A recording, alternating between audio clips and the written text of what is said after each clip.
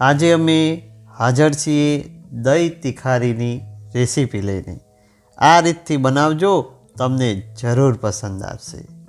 સ્વાગત છે દોસ્તો યોર ટેસ્ટી કુકિંગ ચેનલમાં આપનું. બાજરીનો ગરમ ગરમ રોટલો હોય ને એની ઉપર ઘીની રેલમ છેલ સાથે દહીં તિખારી આ રીતે બનાવી હોય તો વાહ, દિલને જન્નત પડી જાય એટલી મજા આવે દોસ્તો. ફ્રેન્ડ્સ, દર વખતની જેમ આ વખતે પણ આ રેસીપીમાં તમને કંઈક અવનવી ટિપ્સ મળશે. પણ ફ્રેન્ડ્સ, આપણે બહુ જ રિક્વેસ્ટ, પ્લીઝ અમારી આ ચેનલને સબસ્ક્રાઈબ કરી આપો.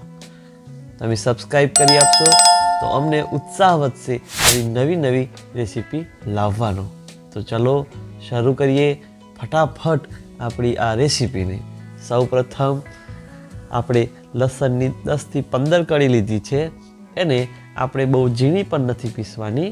એની અંદર લાલ કાશ્મીરી મરચું આપણે નાખ્યું છે. અંદર થોડુંક મીઠું નાખી એને આપણે પીસી લેવાનું છે દોસ્તો. જો કેટલું પીસી લેવાનું છે. આ રીતનું બહુ ફાઇન પેસ્ટ પણ કરવાની નથી.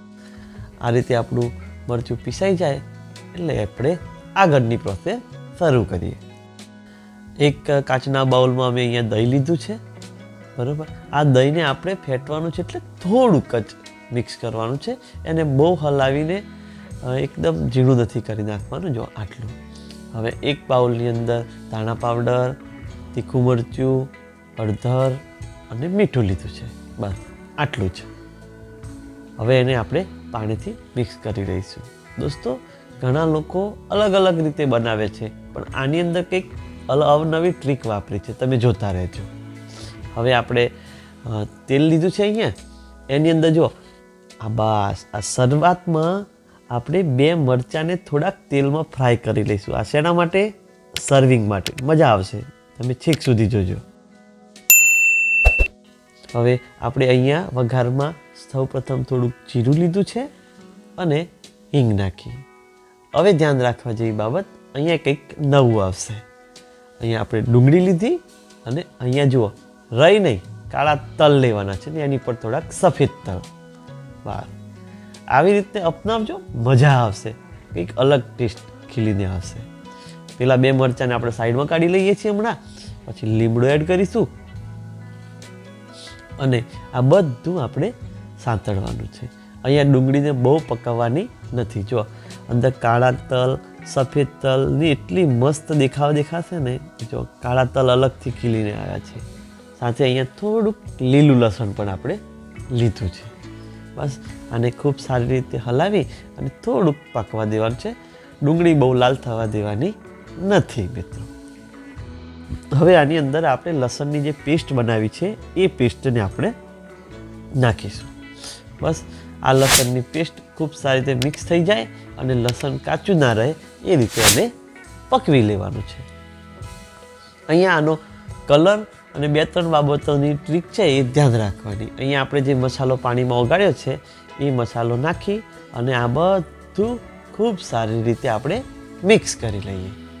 બસ તેઓ મસાલોય પાકી જશે અને મસ્ત એનો સુગંધ પણ ખીલીને આવશે. અહીંયા આપણે બસ હવે ધ્યાન આપો, ગેસ બંધ કરી દેવાનો છે. આ મેઇન ટ્રીક. ગેસ બંધ કર્યા પછી થોડી વાર એને હલાવો, જેથી સામાન્ય એ ઠંડુ પડે. એ ઠંડુ પડે પછી જ દહીં એડ કરવાનું. જો ગરમમાં દહીં એડ કર્યું તો દહીં ફાટી જશે મિત્રો. આ બાબત ખાસ ધ્યાન રાખવાની છે. આ દરેક જાણ જ છો તમે, છતાં પણ ફરી કહું છું. અને હલાવતી વખતે બહુ ધીમા હાથે વન સાઈડ જ ફેરવવાનું, ડબલ સાઈડ નહીં. આ એક ધ્યાન રાખવા જેવી બાબત. તો તમારી દહીં તિખારીમાં કોઈ પ્રશ્ન નહીં આવે. તો ચલો, આપણી આ દહીં તિખારી તૈયાર છે. આગળ સર્વિંગમાં પણ મસ્ત કંઈક ટ્રીક આવશે, એ ધ્યાન આપજો. હવે આપણે અહીંયા બાજરીના રોટલા બનાવવાનો પ્રયત્ન કરીએ. લોટ લીધો છે, એની અંદર મીઠું નાખ્યું છે.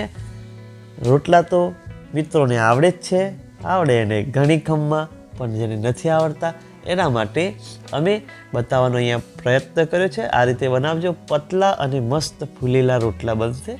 વિડીયોને છેક સુધી જોજો. બસ આ રીતે હાથમાં પાણી લઈ લોટ મસળતા જાઓ અને ધીરે ધીરે આ લોટને બાંધવાનો છે. બસ પાણી જ્યાં જરૂરિયાત પડે ત્યાં પાણી આપણે ઉમેરતા જવાનું છે. બાકી 80% મિત્રોને તો રોટલા બનાવતા આવડે જ છે, પણ જ્યાં નથી થોડી ખબર રોટલા બનાવવામાં, એ મિત્રો થોડુંક ધ્યાન આપજો. અહીંયા હથેળીનો નીચેનો ભાગ છે ને, એના વડે આ રીતે લોટને મસળવાનો છે, જેનાથી દેશી ભાષામાં કહીએ તો લોટમાં વાંક આવશે, અને વાંક આવવાથી એ રોટલો ફૂલશે, નહીં તો રોટલો ફૂલશે નહીં. બસ મસ્ત ટેકનિક દાદીમાની છે, એ ટેકનિકથી આપણે રોટલા બનાવવાનો પ્રયત્ન કરીએ છીએ. બસ ગામડાની સ્ટાઇલમાં અમે રોટલા બનાવવાનો તમને પ્રયત્ન કરીને બતાવ્યો છે. બસ આ રીતે તમે ઘરે પણ પ્રયત્ન કરજો. 100% તમારા રોટલા બાજરીના બહુ જ મસ્ત બનશે અને ખાવાની મજા પડશે.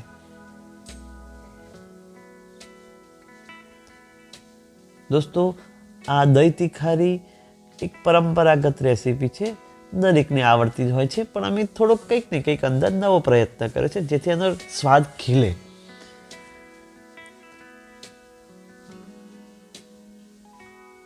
ફ્રેન્ડ્સ, અમારો આ વિડીયો ગમે તો પ્લીઝ લાઈક કરો, શેર કરો અને કમેન્ટ કરવાનું ભૂલતા નહીં. અને આપને રિક્વેસ્ટ છે કે પ્લીઝ અમારી ચેનલને સબસ્ક્રાઈબ કરી આપો ને. સબસ્ક્રાઈબ કરશો તો અમારા અવનવા વિડીયો તમને દરરોજ મળતા રહેશે. બસ આ જો રોટલો બનાવ્યા પછી એને શેપિંગ આપવા માટે આ પદ્ધતિથી પણ તમે રોટલાને શેપ કરી શકો છો. અહીંયા રોટલાની નીચે અમે બટર પેપર લીધું છે. આપ ચાહો તો સારું પ્લાસ્ટિક ધોઈને પણ વાપરી શકો છો. ઘણા લોકો હાથે પણ કરે છે, પણ આપણે નવા હોઈએ, ના ફાવે તો આ રીતે બટર પેપર અથવા સારું પ્લાસ્ટિક લઈ અને આપણે રોટલો બનાવી શકીએ છીએ. જો હવે એને ગરમ લોઢિયા પર આપણે રોટલાને તે શરૂઆતમાં થોડાક ધીમા તાપે શેકીશું. થોડોક શેકાઈ જાય એવું લાગે પછી તવેથા વડે આપણે રોટલાને ફેરવવાનો પ્રયત્ન કરીશું, નીચે જરા ચોટશે. તો આપણા ઘરે જો આ લોઢિયું ના હોય તો લોખંડના લોઢી પર પણ કરી શકો છો, પણ માટીના લોઢિયા પર જે રોટલો ફૂલશે અને ચડશે એની મજા જ કંઈક હોય છે, અલગ હોય છે. બસ તવેથા વડે આને આ રીતે ધીરે ધીરે કરજો એટલે રોટલો તેની જાતે જ ફૂલવા લાગશે. જુઓ દોસ્તો, કેટલો મસ્ત બંને સાઈડ ફૂલીને તૈયાર છે. એકદમ બહુ જાડો રોટલો પણ નથી બન્યો, પરંતુ મસ્ત મીડિયમ પતલો અને રોટલો ફૂલીને અહીંયા તૈયાર છે. તો આવો રોટલો ઘરે જરૂર બનાવજો.